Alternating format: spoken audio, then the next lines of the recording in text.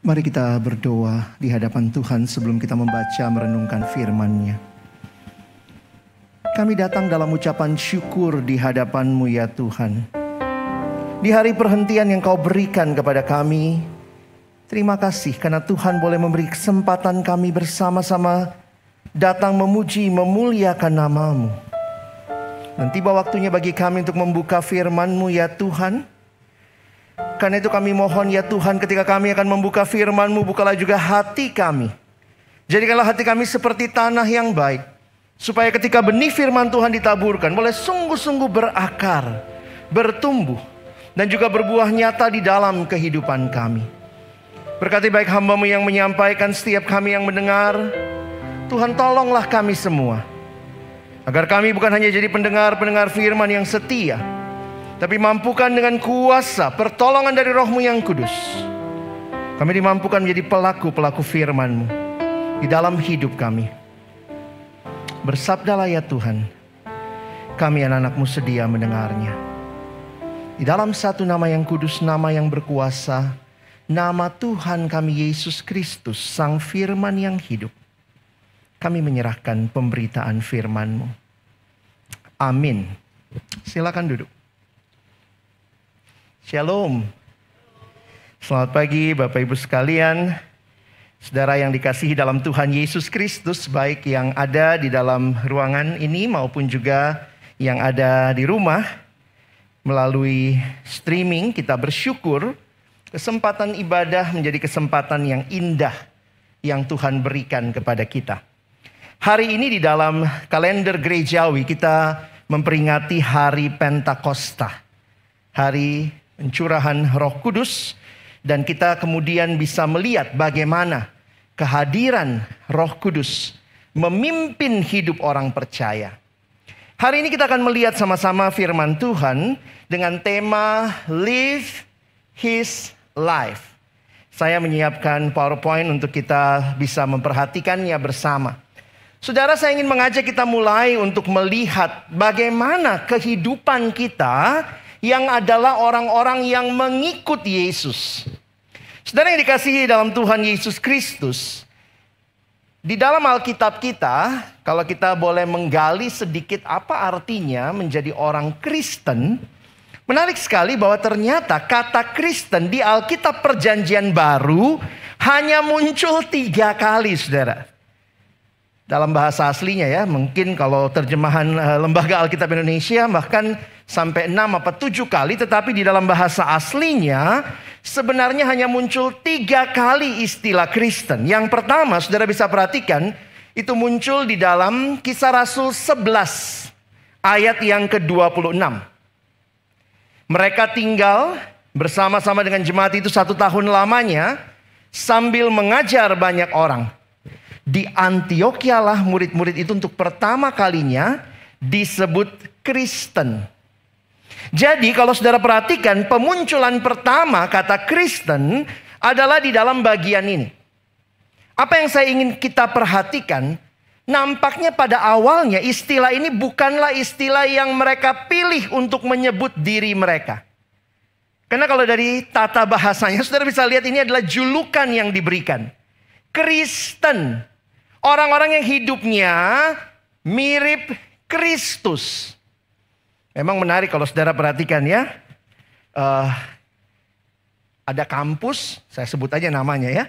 Menyebut mahasiswanya, Binus sebutnya Binusian. Jadi Ian itu belakangnya menunjukkan kepada orangnya. Nah, terus waktu itu juga ada kalimat begini ya. Pengikutnya Gus Dur disebut apa? Gus Durian gitu ya. Saudara, itu menunjukkan bahwa orang-orang yang hidupnya, pola pikirnya mirip seperti yang mereka teladani, maka waktu berbicara Christian, sebenarnya ini bicara bahwa mereka adalah orang-orang yang mengikuti Kristus dalam hidup mereka. Dan nampaknya istilah ini awalnya bukan istilah yang populer. Maksudnya ini adalah bulian, julukan yang diberikan karena hidupnya mirip Kristus. Pemunculan yang kedua di dalam Kisah Rasul juga. Kisah Rasul pasal yang ke-26 ayat 28. Jawab Agripa, Hampir-hampir saja kau yakinkan aku menjadi orang Kristen. Ini waktu Paulus berbicara dengan Agripa. Dan pemunculan yang ketiga di dalam 1 Petrus 4 ayat 16. Tetapi jika ia menderita sebagai orang Kristen, wah ternyata sudah dikasih tahu saudara ya, ikut Yesus ada hal yang mungkin menyertainya adalah penderitaan. Maka janganlah ia malu, melainkan hendaklah ia memuliakan Allah dalam nama Kristus itu. We bear the name of Christ. Itulah sebenarnya istilah Kristen.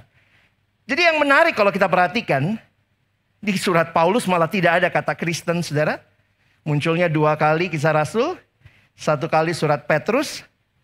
Lalu istilah apa sebenarnya yang dipakai menyebut orang-orang yang ikut Yesus sebelum ada kata Kristen? Di Alkitab istilahnya adalah murid. Nah, saya dengar saudara juga lagi bicara banyak soal pemuridan ya. Kalau saudara mengerti tentang murid, hanyalah ucapan yang umum sebelum ada kata Kristen. Jadi identitas bagi orang-orang yang mengikut Yesus adalah murid. Murid ya Kristen. Kristen ya murid. Jadi jangan kita melihatnya ini seperti dua hal yang terpisah. Apalagi banyak gereja hanya menjadikan pemuridan sebuah program.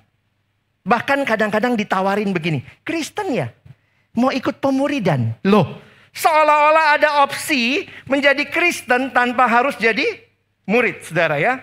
Jadi ini jadi menarik buat kita perhatikan. Ini bukan dua istilah yang terpisah, tetapi ini istilah yang menyatu. Yang adalah Kristen harusnya murid, dan murid itu adalah orang Kristen yang mengikut Yesus.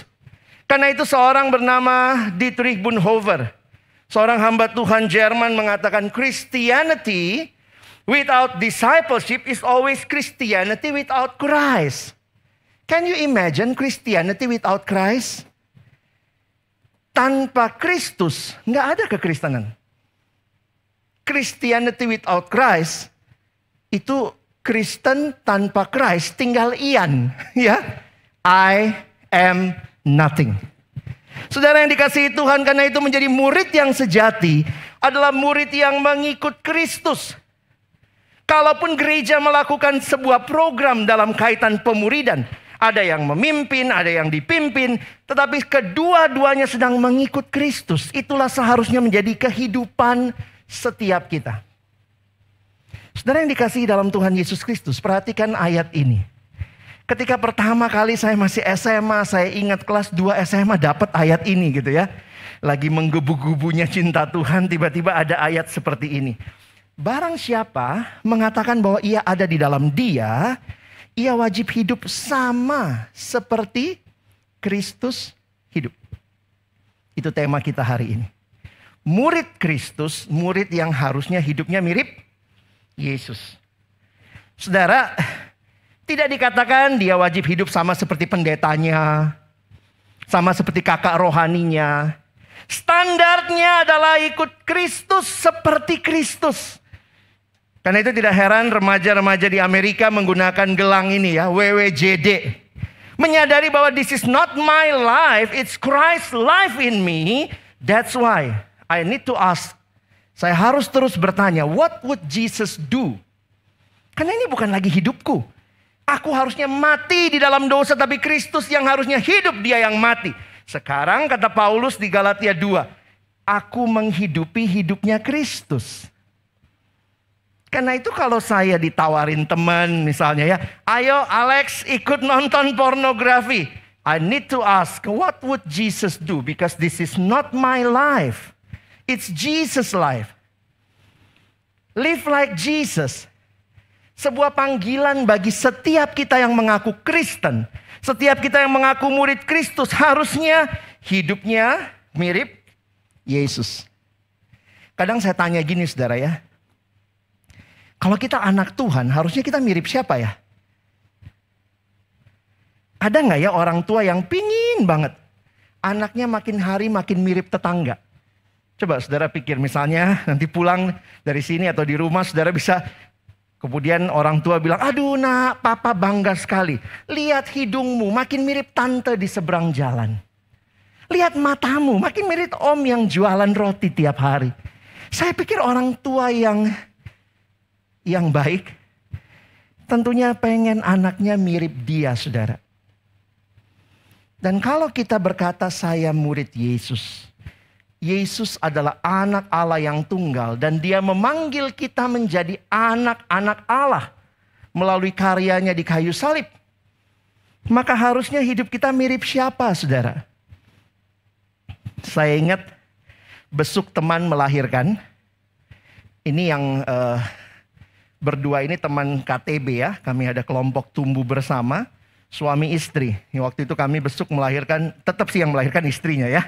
Jadi waktu kami datang saudara, lalu kemudian itu anak pertama saya ingat banget.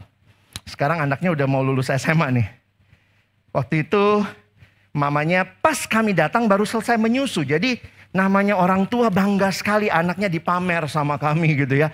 Alex, lihat anakku. Terus kami liatin, namanya masih bayi saudara ya. Matanya masih merem begitu ya. Lucu begitu. Terus kemudian mamanya bilang, Lex lihat ya. Hidungnya kan hidungku ya. Jidatnya jidat papanya. Tiba-tiba papanya yang ada di sebelah ngomong, Mama, hidungnya yang hidung papa. Jidatnya yang jidat mama. Lalu mereka berantem di situ, hidung jidat, hidung jidat, hidung jidat. Saudara, di situ saya jadi sadar orang tua yang normal pingin banget anaknya mirip dia. Ini anakku. Kalau lagi jalan sama orang tua gitu ya. Di mall misalnya. Begitu ketemu. Langsung ada yang bilang, wah ini pasti anakmu lah. Nggak usah tes DNA, nggak usah ini fotokopimu, mirip banget sama kamu. Pertanyaannya, kalau saudara dan saya mengaku anak Tuhan, kita mirip siapa ya?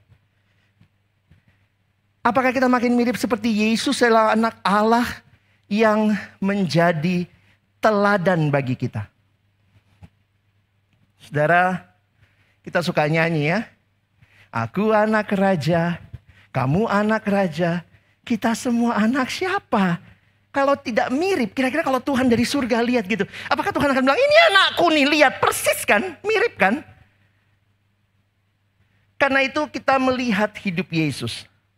Seluruh hidupnya, pengajarannya, kehidupannya, pikiran, perasaan, perkataan, tindakan, semuanya menjadi satu pola bagi setiap kita yang mau hidup sebagai anak-anak Allah. Saya rindu kita bisa makin mengerti. Murid, Kristen, anak Allah, semuanya tercakup di dalam hiduplah seperti Kristus. Nah saudara yang dikasihi Tuhan, bagaimana mungkin hal ini terjadi? Disinilah kita melihat Allah yang memulai pekerjaan yang baik di dalam diri kita. Allah yang akan menggenapkan di dalam anugerahnya. Di dalam sejarah kita melihat ada 3 hal yang Tuhan berikan. Untuk menolong kita bisa hidup sebagai murid Kristus. Sebagai anak-anak Allah to live a life like Jesus. Dan ini bukan hal yang belum kita miliki. Nah ini menarik ya. Beberapa orang mengatakan ya beli dulu baru dapat bonusnya ya. Saudara kita tidak melihat seperti itu. Ini adalah yang Tuhan berikan. Karena Tuhan yang memanggil engkau dan saya to live like Jesus. Dia juga yang memberikan semua yang saudara dan saya butuhkan. Untuk bisa hidup seperti Kristus. Yang pertama apa yang dia berikan. Perhatikan simbol ini ya. Kadang-kadang mencari simbolnya juga bingung ya. Roh Kudus saudara. Saudara bicara Roh Kudus hari ini hari Pentakosta. Sadarkah kita bahwa Roh Kudus diberikan Allah kepada kita? Nah kita lihat dulu siapa Roh Kudus ya. Oke itu ada komunitas juga. Nah Roh Kudus itu adalah pribadi. Tapi dia adalah pribadi Allah. Saudara mari kita mengerti. Bahwa Roh Kudus bukan hanya sebuah kekuatan, power yang tidak berpribadi. No. Dia adalah pribadi Allah. Saudara perhatikan sebentar. Di dalam kita mengerti Roh Kudus adalah pribadi, Kata ganti yang digunakan di Alkitab untuk Roh Kudus bukanlah kata ganti benda, tetapi kata ganti pribadi, person. Bukan it, tetapi ia. Bukan itu, tetapi digunakan istilah ia. Kalau saudara mengerti pribadi, di dalam memahami, saudara bisa perhatikan slide ini. Pribadi itu punya rasio, punya emosi, punya kehendak. Saya pribadi, saudara semua pribadi. Kursi-kursi ini, mimbar ini, stand partitur ini bukan pribadi. Kursi kan nggak bisa merasakan. Memang sih Walt Disney bikin semuanya kayaknya kursi jalan gitu ya. Kursi bisa nangis karena yang duduknya gendut banget begitu kali ya.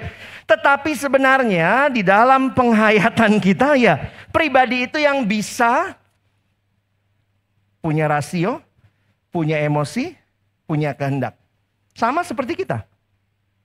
Tetapi Roh Kudus bukan hanya pribadi, tetapi dia adalah pribadi Allah. Karena kan pribadi, kita juga pribadi.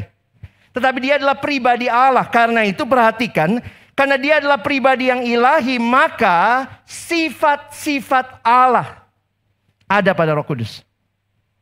Kekal, maha kuasa, maha hadir, maha tahu. Dikatakan dia pencipta semesta. Jadi saudara memperhatikan, yang Allah berikan adalah dirinya sendiri. Di dalam kehadiran Roh Kudus bagi hidup kita. Banyak pengajaran belakangan ini sedang mengatakan Roh Kudus hanya sekedar kuasa. Apalagi penggambaran-penggambaran di Alkitab. Kalau Bapa, ya Allah Bapa. Yesus, ya Yesus jadi manusia. Memang Roh Kudus yang paling membingungkan. Di satu bagian disebutnya seperti burung merpati. Tapi ingat, saudara kalau baca di Alkitab jangan, oh Roh Kudus burung merpati, lihat merpati lewat, Roh Kudus lewat. Saudara bukan gitu ya.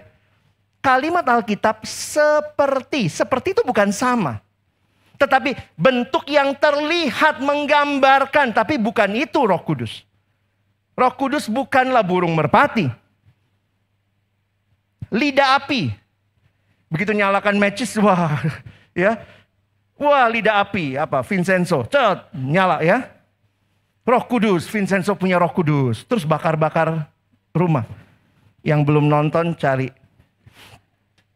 Jadi saudara yang dikasihi Tuhan, menghayati kehadiran Roh Kudus di hidup kita.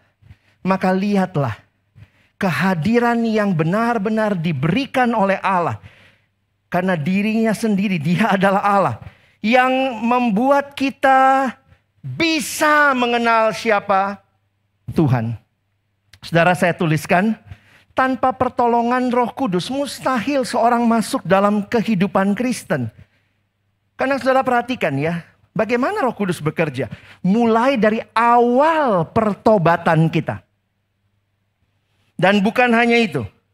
Menjalani hidup Kristen, Roh Kudus juga bekerja. Ya, saudara lihat.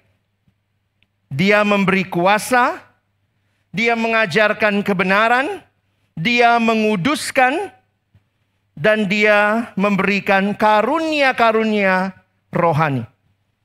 Kalau hari ini kita bisa memuji Tuhan dengan indah. Ada tim musik yang dengan sangat baik mempersiapkannya, memainkannya. Ini karunia yang Allah berikan.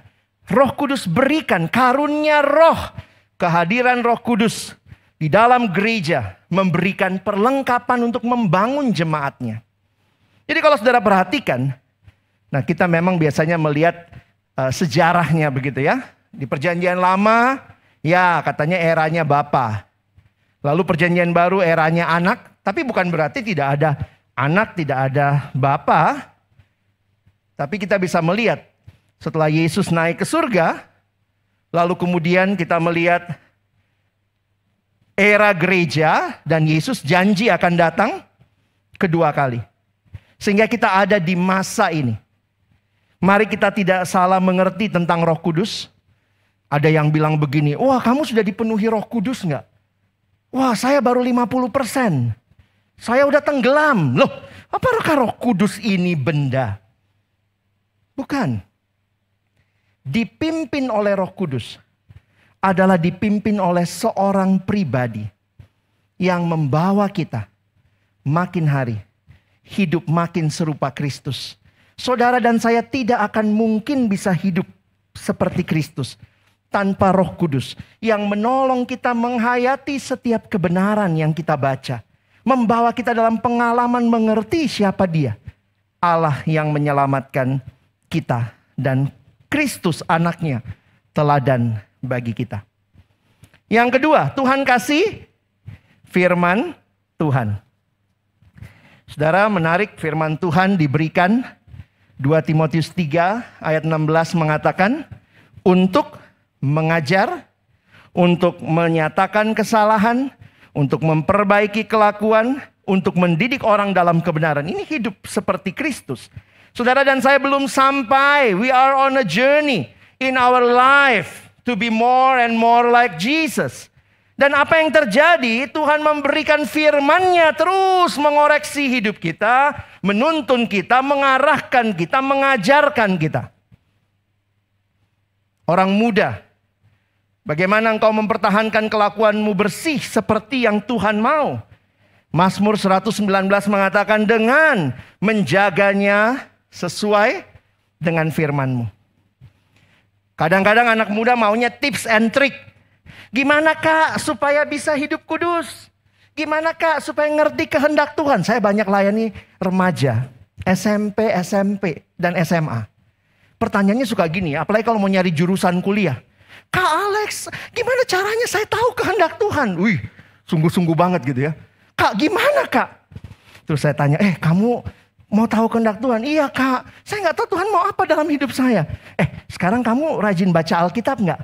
Nah itulah Kak masalahnya, lagi kelas 12 Kak, sibuk. Mau tahu kehendak Tuhan, tidak mau baca firman. Ini generasi yang empang, enak dan gampang maunya. Gimana caranya nggak buka Alkitab tapi bisa ngerti? Tuhan juga bingung, tolong saudara. Rebus-rebus Kak, airnya diminum. Itu udah desperado gitu ya saudara ya. Tingkat level 3. Mari lihat sama-sama. Kita butuh firman Tuhan yang menuntun hidup kita. Ketika engkau dan saya hidup di dalam dosa, kita butuh firman yang membuat kita makin mengerti kehendaknya. D.L. Moody mengatakan, the Bible will keep you from sin, or sin will keep you from the Bible. Dan anak muda, orang muda juga baca Alkitab bukan untuk cerdas cermat. Kadang-kadang ada gitu ya. Sok banget gitu. Kalau di kelompok-kelompok KTB, Komsel gitu ya. Wah, dia yang paling banyak tahu. Ayat ini apal semua tapi hidupnya gak berubah. Ada yang begitu ya. Jadi memang sedih juga saudara. The Bible was not given for our information, but for our transformation. Karena itu jangan cuma dibaca, direnungkan, diaplikasikan. Kita baca Alkitab bukan untuk cerdas cermat Alkitab supaya kalau ditanya kita tahu. Yesus lahir di mana? Bethlehem. Yesus mati di mana? Di kayu salib, di Golgota. Kita bisa jawab semua. Tapi hidup tidak berubah. Nyontek masih dilakukan. Korupsi waktu masih dilakukan. Pornografi masih dilakukan. Apakah gunanya? Ketika engkau tidak mengalami transformasi. Karena firman hanya menjadi pengetahuan. Dalam bahasa Indonesia ini kalimatnya ya. Membaca Alkitab tidak dimaksudkan untuk menambah pengetahuan. Tetapi untuk mengubah kehidupan. Dan yang terakhir, apa yang Tuhan kasih bagi saudara dan saya supaya kita bisa tetap hidup, live like Jesus. Tuhan kasih komunitas. Seorang teolog Eugene Peterson berkata, kita adalah sebuah komunitas. Kita tidak pernah hidup sendiri, bagi diri sendiri. Kita dilahirkan dalam komunitas, tinggal dalam komunitas, meninggal dalam komunitas. Natur manusia bukanlah untuk hidup menyendiri. Saudara, nikmati komunitas yang Tuhan berikan. Bertumbuhlah dalam komunitas. Kalau ada kelompok-kelompok pemuridan KTB, kelompok tumbuh bersama, apapun namanya ya, di beberapa gereja pakai nama care group, caring group, life group, ada yang pakai komsel. Tapi intinya adalah saudara butuh orang lain dalam perjalanan imanmu. Ibrani 10 mengingatkan. Ayat 25, janganlah menjauhkan diri dari pertemuan-pertemuan ibadah kita. Seperti dibiasakan oleh beberapa orang. Tetapi marilah kita saling menasehati dan semakin giat melakukannya menjelang hari Tuhan yang mendekat. Saudara yang dikasihi dalam Tuhan Yesus Kristus, 3 hal ini Tuhan kasih. Supaya saudara bisa menghidupi tema ini. Ini bukannya belum dikasih ya, sudah. Tapi apakah saudara gunakan? Apakah saudara berserah kepada Roh Kudus? Saudara menjadikan firman Tuhan pelita bagi kakimu, terang bagi jalanmu. Saudara menggunakan komunitas yang ada sebagai tempat untuk saudara bertumbuh makin serupa Kristus. Kita hidup di bangsa yang juga sedang bergumul dengan pandemi ini. Kalau kita hidup seperti Kristus, mungkin juga ada harga yang harus kita bayar. Seperti tadi kalimatnya, mungkin penderitaan. Untuk hidup berbeda dengan dunia. Ada yang bilang ikan itu saudara, seumur hidup ikan yang hidup itu berenang melawan arus. Cuma ikan mati yang ikut arus. Saudara mau hidup seperti Kristus? Atau mau hidup seperti dunia? Kadang-kadang sedih ya, banyak orang muda itu cuma jadi trend follower. Satu kelas nyontek, dia ikutan nyontek. Sekelas tuker-tukeran film porno, ikutan juga. Sekantor mager juga ya. Why we are not a trendsetter? If we follow Jesus, mari kita ajak orang lain ikut Yesus. Saya tidak mau malas. Saya mau hidup benar. Saya mau hidup jujur. Saya mau hidup kudus. Will you follow me? Ini generasi yang senang banyak follower. Makanya bikin Instagram, bikin TikTok supaya banyak follower. Tapi ketika banyak yang follow kamu, kamu bawa mereka follow siapa? Jangan cuma senang nambah follower. Itu nambah tanggung jawab. Apakah studi kita mencerminkan kita murid Kristus? Apakah pekerjaan kita mencerminkan hidup sebagai murid Kristus? Apakah pergaulan kita menyatakan kita murid Kristus? Apakah relasi cinta kita? Lihat kalimatnya di situ ya. True love waits, save it until marriage. Kecil sih di bawahnya ya. Banyak anak muda buka kado sebelum ulang tahun. Tunggu, jangan main-main dengan ketidakkudusan. Dan akhirnya, biarlah semakin banyak keluarga-keluarga yang juga hidup seperti Kristus. Kiranya Tuhan menolong kita. Bukan hanya jadi pendengar firman, tapi boleh jadi pelaku firman-Nya. Amin. Mari kita berdoa. Tuhan, terima kasih untuk firman-Mu. Terima kasih untuk tantangan yang Kau berikan kepada kami. Ketika kami sadar Roh-Mu yang kudus hadir di tengah kehidupan kami. Kami sadar kami ada di dalam dunia yang di dalamnya Tuhan memanggil kami untuk hidup bagi-Mu. Menyerupai Engkau. Kami rindu, kami tidak hidup mempermalukan Tuhan. Tapi jadikan hidup kami hidup yang mempermuliakan Tuhan. Terima kasih, kami bersyukur untuk firman-Mu. Di dalam nama Tuhan Yesus, kami sudah berdoa. Amin.